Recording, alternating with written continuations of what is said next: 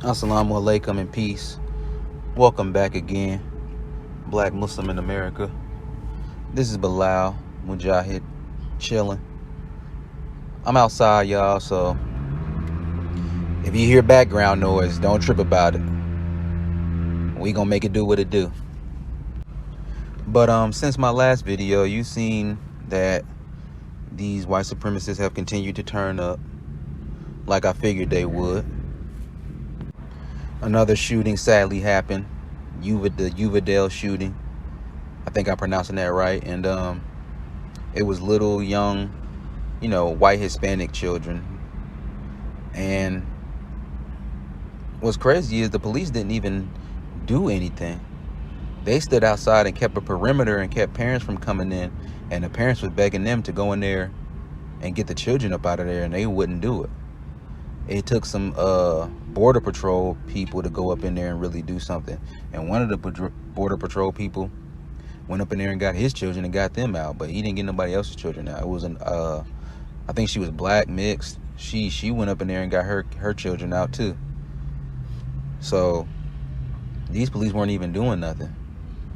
And in the news, they're talking about, oh my, is the problem of police ignoring true crime?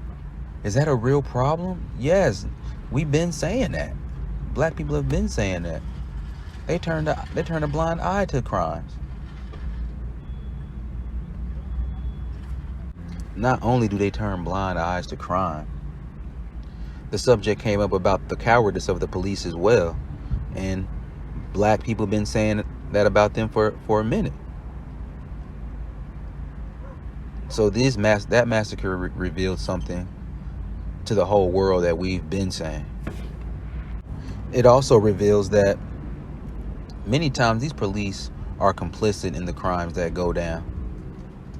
These white supremacist shootings, they're complicit in these crimes, because it came out later, I think, in this shooting that he was talking to an agent and the agent didn't stop him. And I think it was the same thing with the Buffalo massacre. He was an agent knew about what's going on and he didn't stop him. They let these people do these things. Same way with the insurrection at the White House, attempted insurrection at the White House. Police were letting them in, turning a blind eye and letting them in.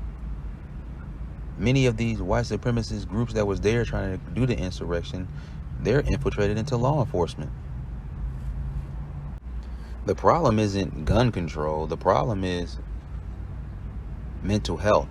If they want to talk about mental health all in the media, yeah, mental health is a problem. White supremacy is the worst mental health crisis on the globe, and it needs to be over and done with. So yeah, that's the problem. And I know you see in the media that they're now going to be, showing live the investigation into the insurrection. They're making a whole TV docu-series out of it.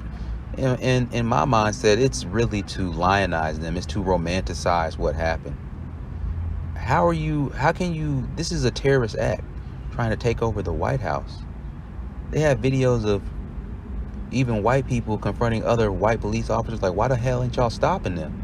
These people are out for blood. So they knew what it was going on up in there.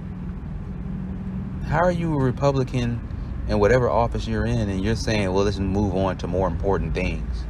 I don't think it's that big of a deal. That should be blasphemy right there for you to even say that. If you're really about America and about democracy and about, the Constitution, these people were trying to overtake that.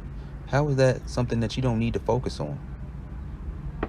But this is just being done really to lionize this whole situation and romanticize it, as well as it's for the Democrats to be able to take shots at Trump, because Trump may run again. Allegedly, they're trying to stop him with these court cases he got to go to, and they're trying to stop him by throwing jabs at him. That's what this is also about. The Democrats are going to throw jabs at Trump and, castigate him in the public eye. Ain't nothing gonna happen to these people, man. I thought of something when I was hearing about this investigation. I'm like, whenever the white supremacist power structure don't want to do something, they claim they're going to investigate it. They don't want to give us reparations, so they claim they're going to do a reparations hearing, and a reparations investigation into the crimes that happened in the past. And we know what happened. Everybody knows what happened. It don't take no damn whole investigation to figure that out. But that's what they do when they don't want to do something or they want to waste time. It's the same thing with this situation. They're investigating them to waste time, and they're not going to do nothing. They probably get a few years. That one dude with the horn helmet on that was walking around in the White House, he got like 3 years. They're not going to give them, they're going to give them like slaps on the wrist. 10 years and they'll get out in 5 or less. It's going to be stuff like that. Because they're encouraging these things to go on. That's why they want to romanticize it in the eyes of the people, so that they can encourage you to do more of it.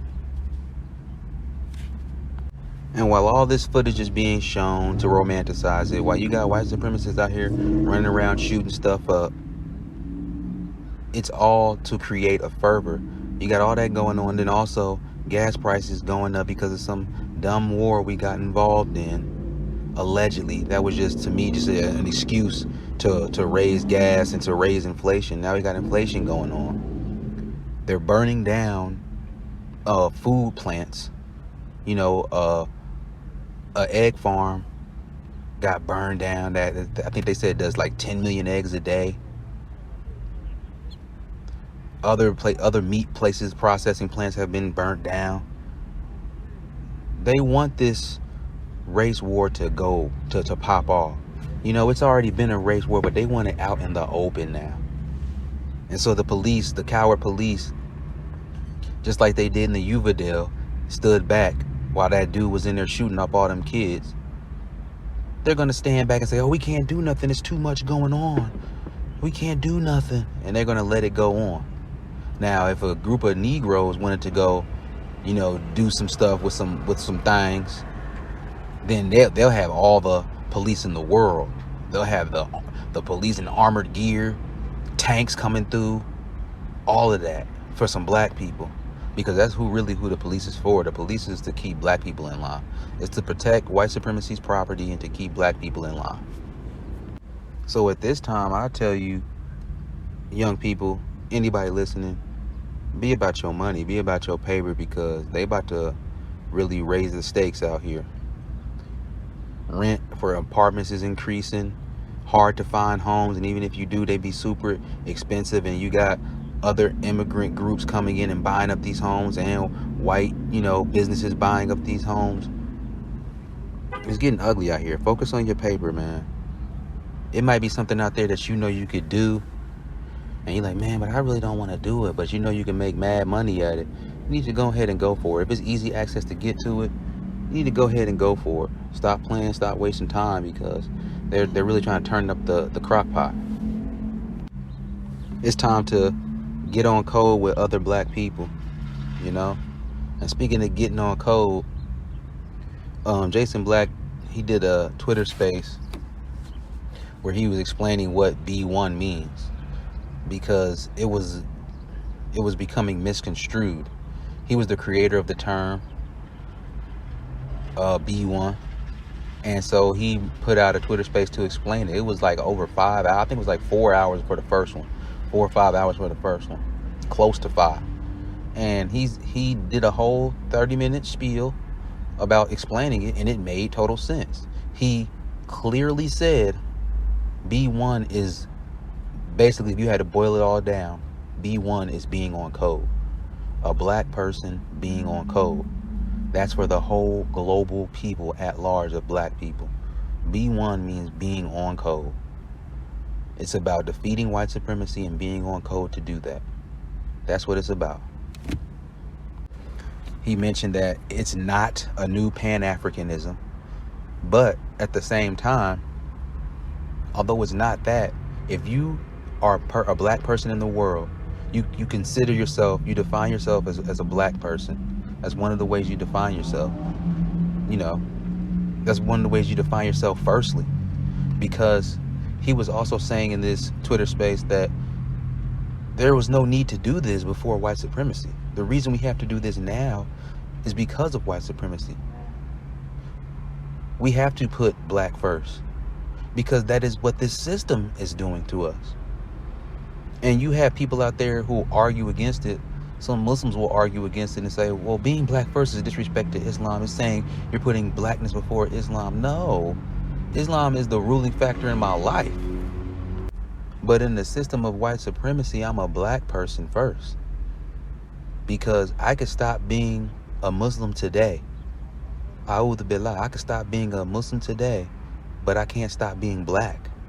I can't take that off. I could be a Christian tomorrow, Muslim today, Christian tomorrow, Muslim today. But I can't never say, well, I'm going to be black today, white tomorrow, black today. I can't never do that. In the system of white supremacy, I'm black first. And this is what he was explaining. So he was saying, even if you're from Africa, if you're from the Caribbean, if you're a black person who identifies as being a black person, and you're down for the overthrow of white supremacy,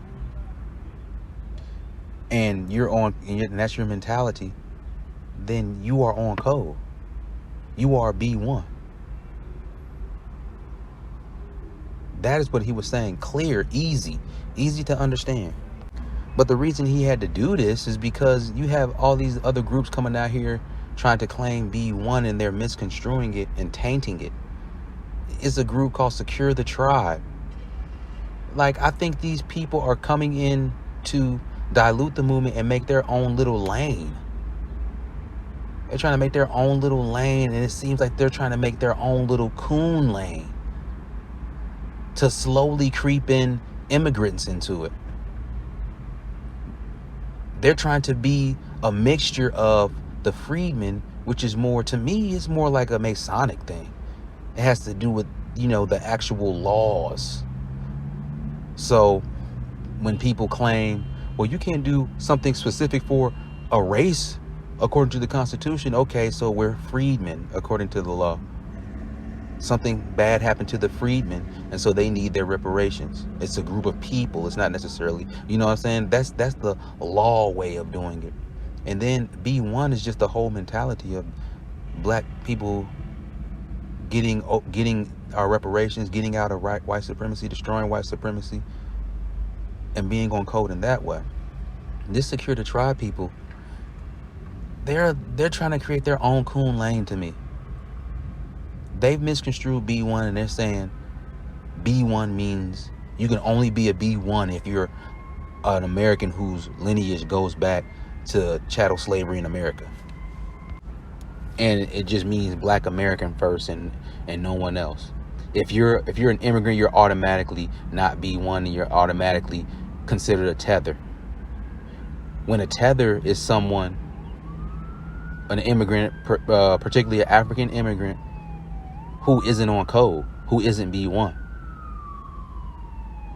He makes excuses for the white supremacy system. Things of that nature. He doesn't see himself as black. He sees himself as Caribbean. He sees himself as Nigerian. He doesn't see himself as black. Those are the tethers. But in their mindset, a tether is just any immigrant, because it's all about B1 in their mind, which means black Americans first. And so they come into his space talking about, well, I thought B1 was just black American.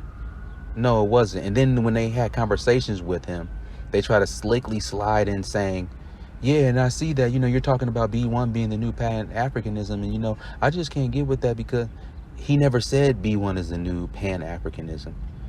You're saying that because you want to own the B1 phrase so that you can make it into your own. The fact that somebody takes over 5 hours and says to you clearly on one point that B1 is not Pan-Africanism, and then you're coming in and saying that person said it is, that shows you're blatantly being dumb. You're blatantly being dumb. And that means I can't trust you, because it's clear as day. Like in the Quran, something is mubin. It's clear as day, and you're still trying to cloud it up. No, I don't trust you. I don't trust that group, because they're doing that. And one of their favorite words to use is delineate. Like, when you hear people start using that word a lot, watch out for that Secure the Tribe stuff. They're trying to make their own coon lane, like the Hotep people. Those Republican black people who say they're about black people. They're trying to make a lane like that, where it's only about Black American people now. So be on the lookout for them. I don't trust that. But, you know, those are just my thoughts. Don't forget to like, subscribe, and share. Just wanted to check in real quick with y'all. Thank you for tuning in. This has been Bilal Mujahid of Black Muslim in America. I'm out. Assalamu alaikum and peace.